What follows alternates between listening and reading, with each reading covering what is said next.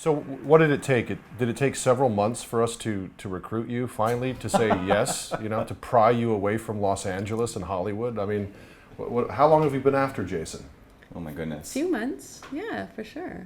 I think it's even been longer. I remember it was over a year ago. You were like, I'm doing this thing and it's gonna revolutionize the entertainment industry and we're evolving it and it's blockchain, and I'm like, that sounds wild and I have no idea what that means, but I was kind of excited to hear more. It left me intrigued. Would we have changed our minds though if you said yes right away? I doubt it. No, of course not. I always knew we needed somebody like Jason, and so it's exciting that you're joining us, that you're here. Thank yeah. you. I'm very excited to be here. Why are you here though? Tell us a little bit about your excitement. Sure, okay. Well, why am I here? Well, so, my experience in distribution, as you know, I've been at it as a career for over 10 years. I've worked for distributors, I've worked for aggregators, I've worked for producers. I've worked on my own behalf trying to, sort of navigate projects through the distribution maze. And, I've come up against very similar frustrations that would, show themselves in different ways depending on the project. But, new platforms would come and go, distributors would come and go, and yet the same kind of problems always kept rearing their heads. So, as I got to know you guys and what SingularDTV was up to, starting to understand it more, I could see that there was a vision here that could lead to actual solutions for these problems, which is very exciting to me because I think it's stuff that every filmmaker, every creator, musician, artist, poet, whomever, coders and designers run into, which is, how can I, experience the value creation from my work? How can I make this sustainable? And there hasn't been a sufficient answer yet. And I think, what we're up to here and what you guys have laid out, I think is the groundwork for that answer. One of the interesting things, though, is when, before you came on board and we were talking, was that, you made a point to say that everyone has the best intentions. All these sales agents, the distributors, the aggregators, they have the best intentions. But it seems like for one reason or another, those intentions always fall short. Yeah. Someone always ends up getting hurt, screwed over, or whatever. And it just so happens to be the artists, the creators, pretty much every time. Yeah. And you've been in the industry a long time as well, so I think you're probably familiar with this, that, in most cases, the folks actually creating the content have the least amount of power and control over it, and what happens. Yeah, I mean, I've been on both sides of that conversation, and,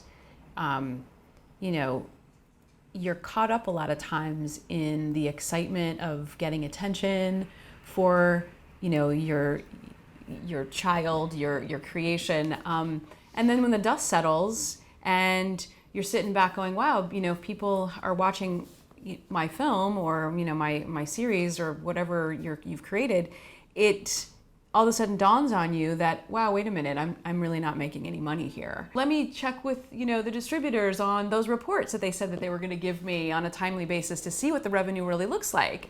And it's like, chasing, after the carrot, perpetually. So. Well, it's interesting because it's one of these things where, the intermediaries, the distributors, they exploit the film.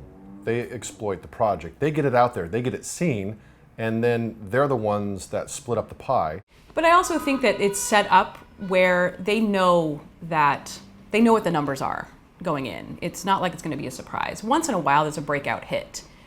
Something comes to mind, like it's an old film, but like Little Miss Sunshine. No one knew that was going to be such a breakout hit. And so in which case, if you're sitting on the, side of it going, what, a lot of eyeballs have seen this, there's got to be revenue here based on, what we actually made it for and sold it for. But unless it's a breakout hit, they pretty much know, listen, we're going through the motions here. You're going to get your obligatory split, but they know that there's not going to be any money, really serious money, going in the direction of the filmmaker and the creator. And so it's just one of those sort of things that they just keep churning them out. And the other problem, I think, is that once you get in the distribution game, you start to have a huge library of films. So then just even processing the information in the back room of where the rights are, how do you pay out the royalties in a timely manner, and doing all of that accounting work becomes pretty cumbersome. Well, for a lot of these folks, volume is the strength of the business model, right? It's predicated upon, I need to release X amount of titles per month, every single month, to keep these deals in place, to keep the revenue flowing, to keep the lights on.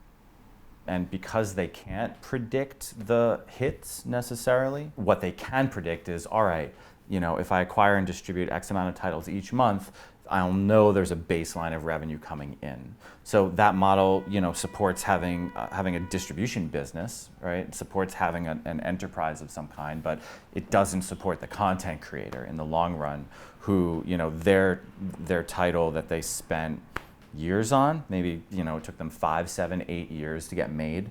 They spent a year, 2 years finishing it, festival circuit, like figuring out begging, borrowing, stealing to get themselves through the festival circuit, to hopefully get noticed, to hopefully get acquired.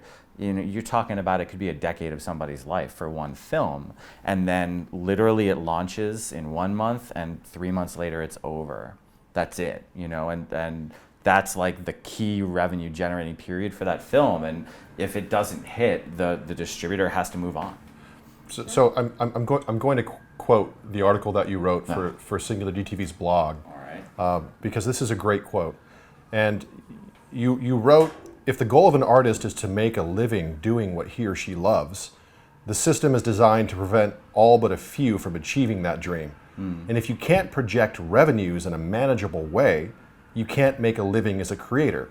It remains a hobby, and growth into a career is a long shot at best. Yeah, it is. And I think part of that has to do with the state of the industry here in the US. I know in Europe there's a lot more opportunity for the creative class to attempt to make a living at it. There's governmental support, there's funding. What we don't have here is that relationship that spans the history of the arts, where you have that, it's not mentor, what's the word I'm looking, the benefactor-artist relationship.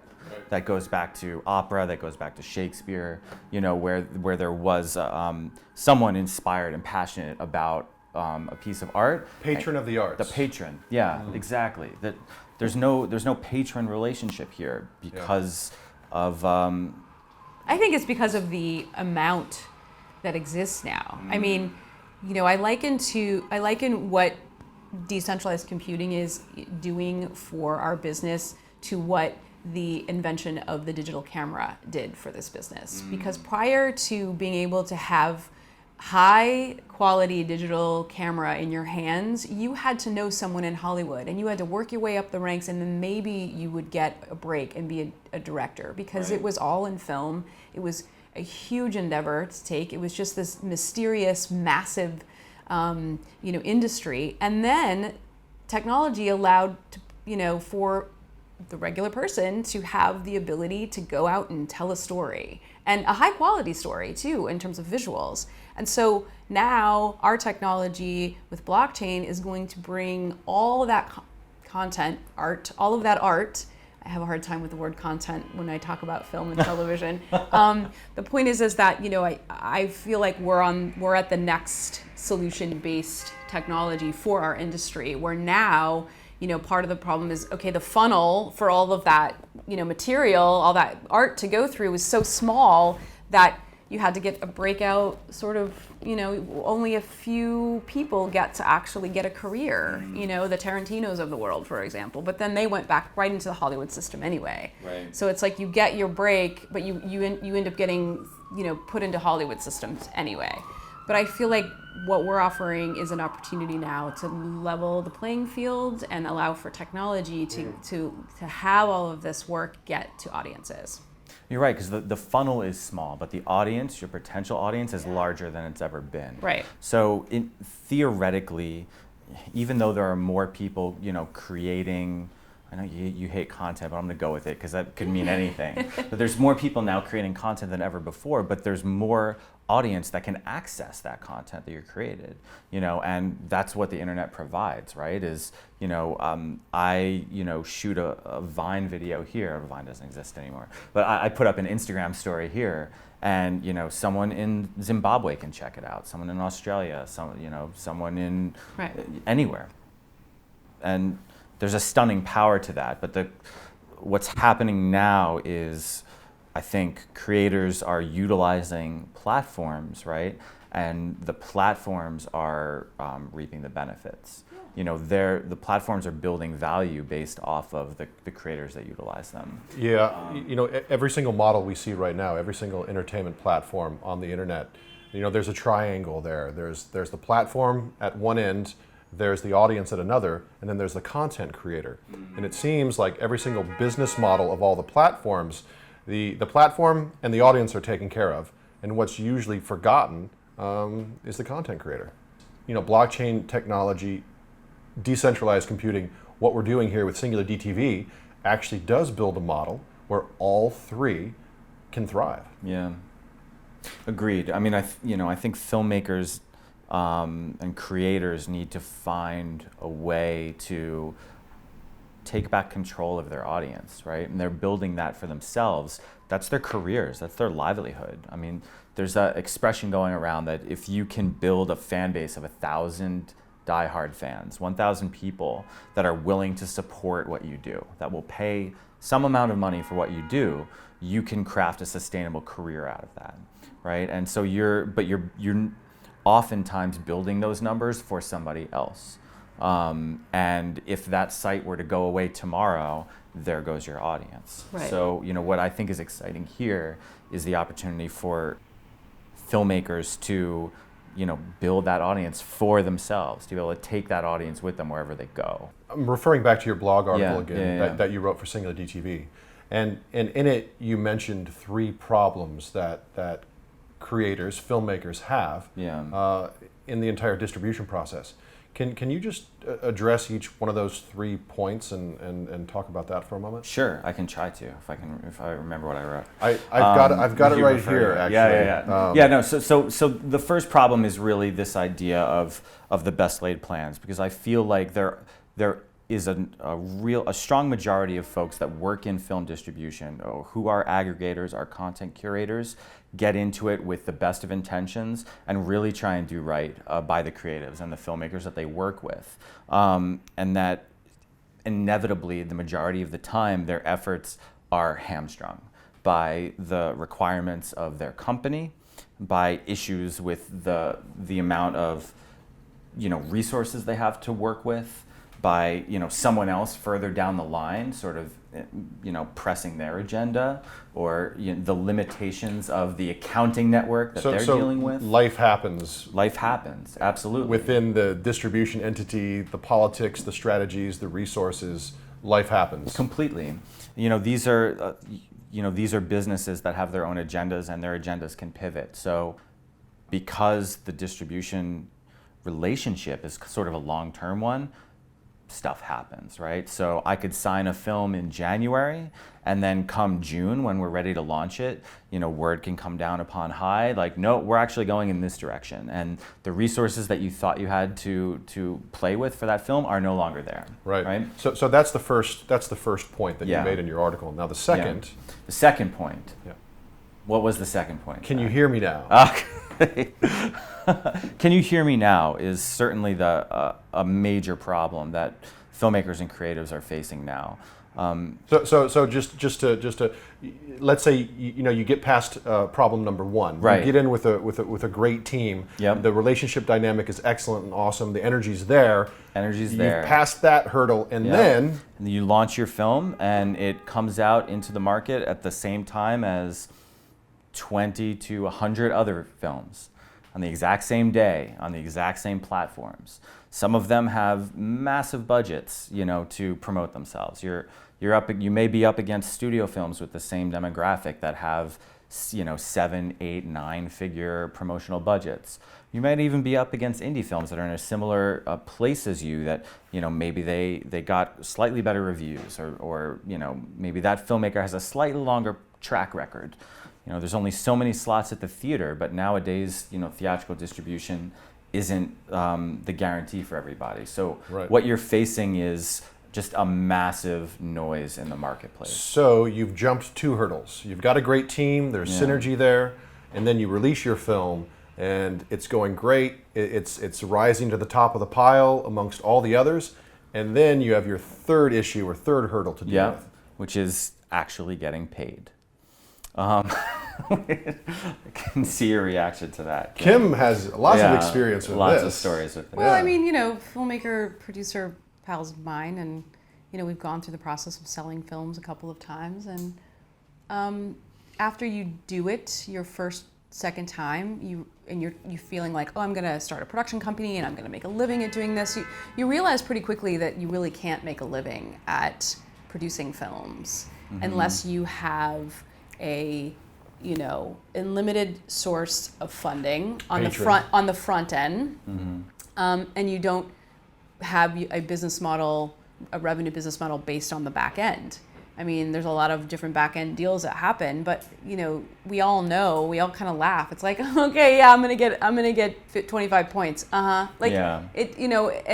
And people covet points, like, oh, I don't want to give my points away because but it's like everyone's like, you're not gonna get paid anyway. Like, give the points away. Who cares? Like, get the movie made. So you can make a little money on the front end of getting a movie, but you can't sustain a living. So I've heard people in the industry say it shouldn't be called the film business, it should be called the film hobby. It's a hobby. You either are, somebody who has unlimited funds and this is what you do because you don't need the money, or you live with 5 people in an apartment in Brooklyn and for the rest of your life and you're fine with that, or, it's not a sustainable business model for a professional person.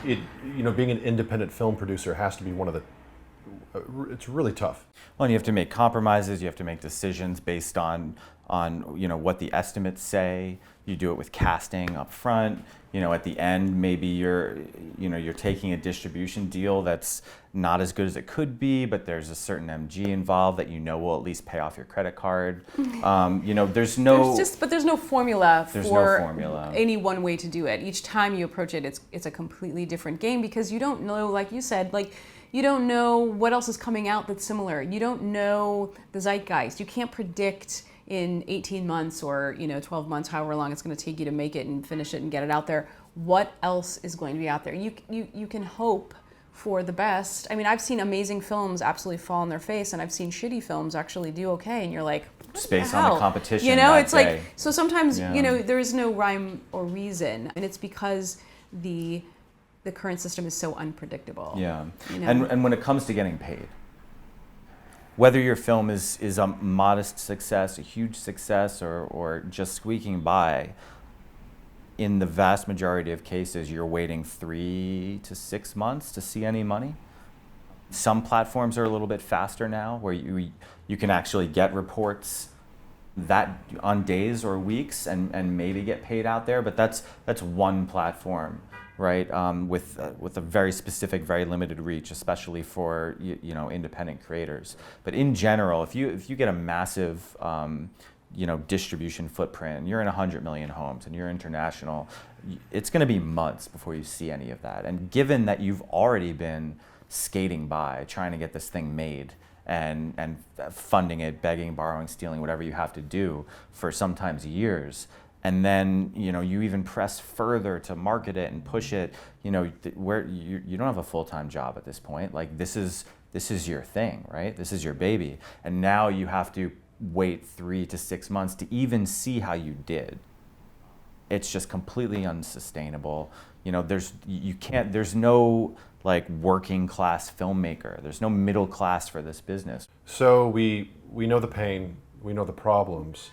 What are we going to do about it? That's a great question. I mean, I think even to date, what you guys have put together is coming closer to an answer to that than we've seen before.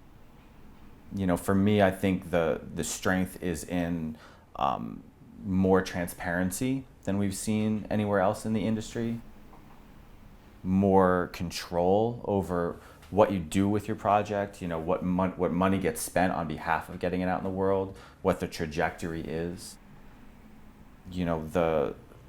As important as sort of gatekeepers and middlemen have been to date to curate, now it's essentially unnecessary. The technology is there, the capability is there, right? And so what we need to do is to put the artists back in control of their work.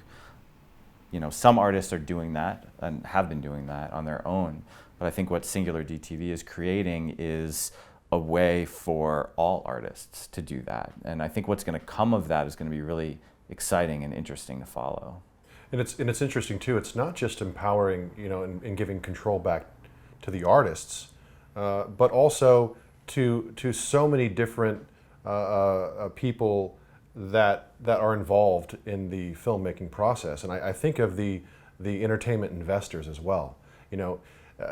Because the patrons. The patron, well, they're pretty much almost like giving to charity, in independent film, thinking that if they're thinking that they're going to get rich off this, it's like usually not the case, of course.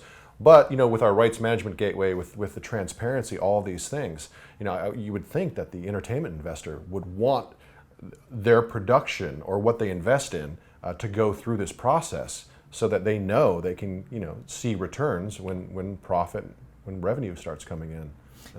What's being created here is it's trackable, it's reportable. You can understand it. You can predict off of it, which I think hasn't been done effectively to date. And we shouldn't forget about the audience in all of this too. I mean, it's clear today an audience wants to relate to the creators. They want to be involved in the process. They want to understand who these people are.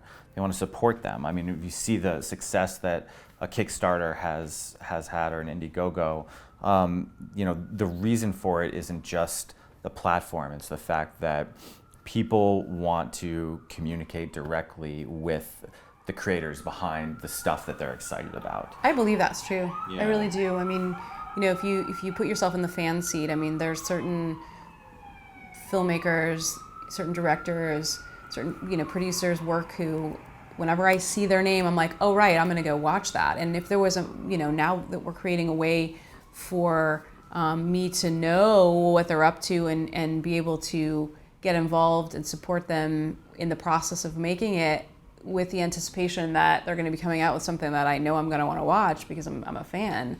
I mean, it just connects me through the process, that much more intimately and more meaningfully. Yeah. Well, we can definitely test that out.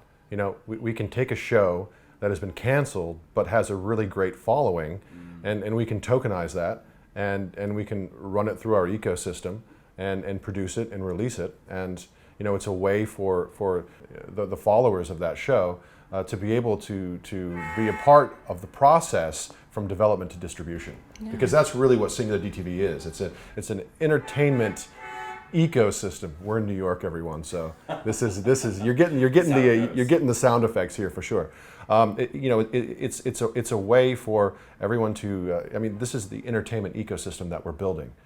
With these 11 different modules, these 11 different applications that empower artists to manage and create their projects from development to distribution. And I know we haven't made most of these modules or applications public, but we will. Yeah. It's giving functionality that doesn't exist on other platforms, and that's due to blockchain technology and decentralized computing. Well, and what I love about it is, we're empowering artists on one hand, but we're also going to be inspiring the audience. I think that people vote with their dollars more now than they ever have before.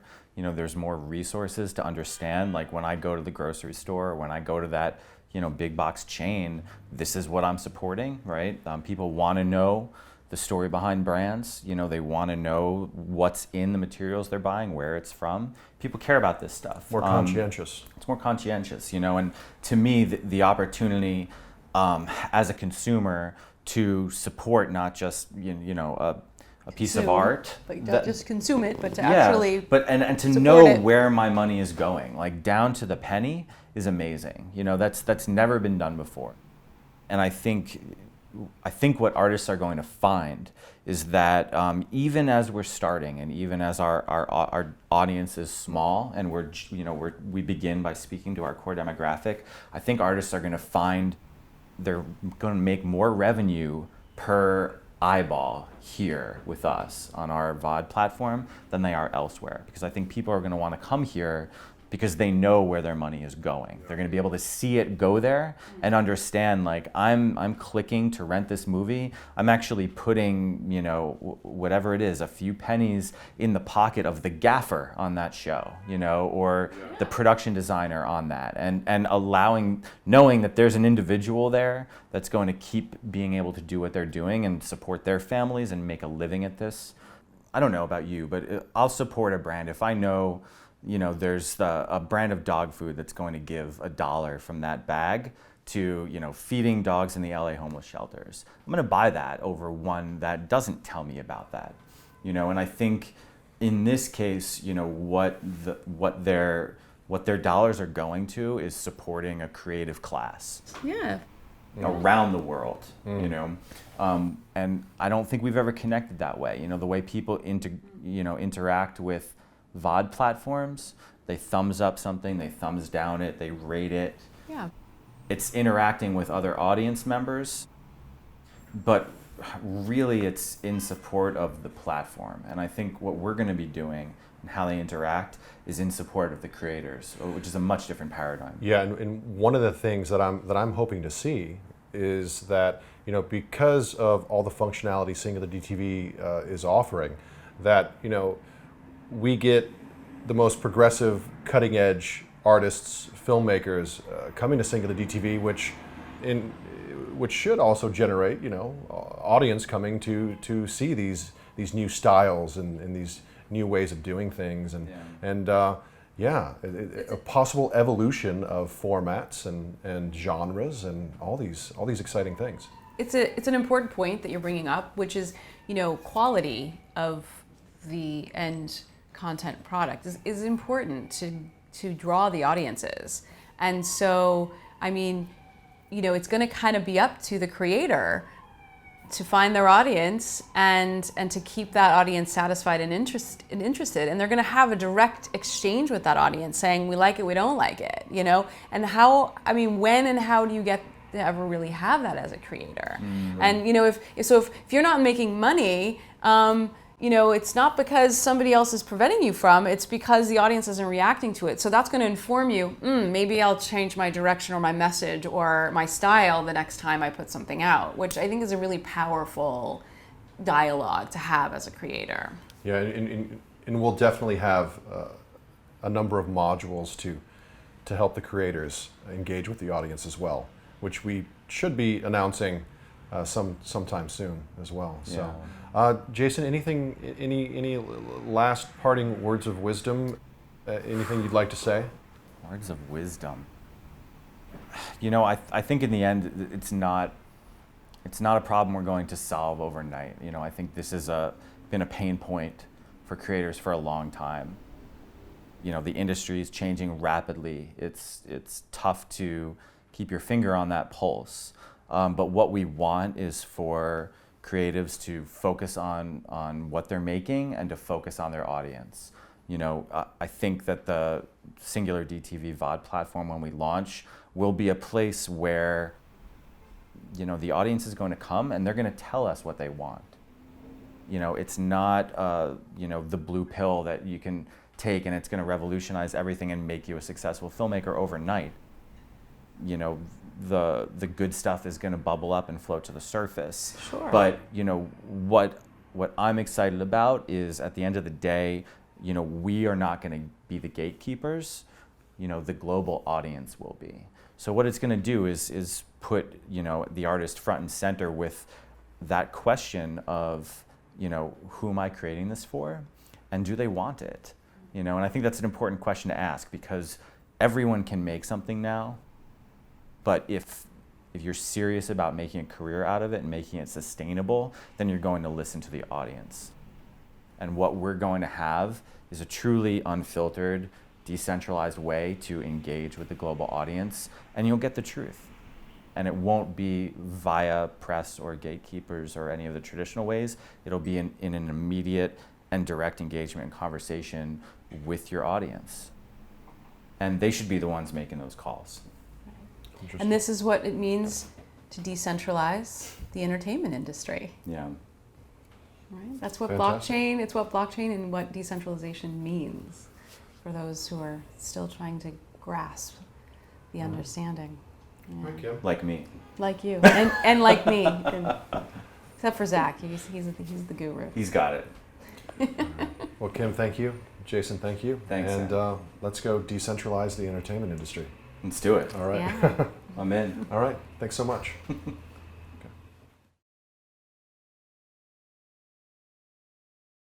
Hi there, Jason Tyrrell here. We're gonna chat about Tyrrell. distribution. I always And, say Tyrell. Close enough. Terrell, Yeah, Tyrell. like terror. He's like a Jason Terror. Yeah, It's Terrell. like you always pay your debts. And shit. that's it's like Jason you've Tyrrell. got Hi, the it's Kim Tyrell Jackson, Corporation. That's and we're what about got to me when I just- was younger. What's that? What's that? Blade Runner. Oh, right. Yeah, and then I never saw that. never saw Blade Runner. I saw it. No, I was just messing around. And now we've got House Tyrell in Game of Thrones, and neither one is the way I say it. But are they the way you... Screwed. Terrell. Is it spelled the same? Terrell. Um, I always thought it was the Tyrell. Tyrell Corporation is spelled the same, but House. I always thought it was House Tyrell. Tyrell or Tyrell is not. It's missing an House R. Tyrrell. You're changing it. Okay, I so think it Jason should be. Tyrrell. I think it's Terrell, Terrell. but I think it probably should Like be terror, Tyrell. like a holy terror. Jason Terrell. Terrell. Yeah. Yeah, like think terror. Terrell. Terrell. Terrell. Terrell. Oh, Jason jeez. Terrell. Now Say that we that have that 5 on times camera that we fast. can Jason listen Tyrrell. to anytime we want to. Yeah. Good God.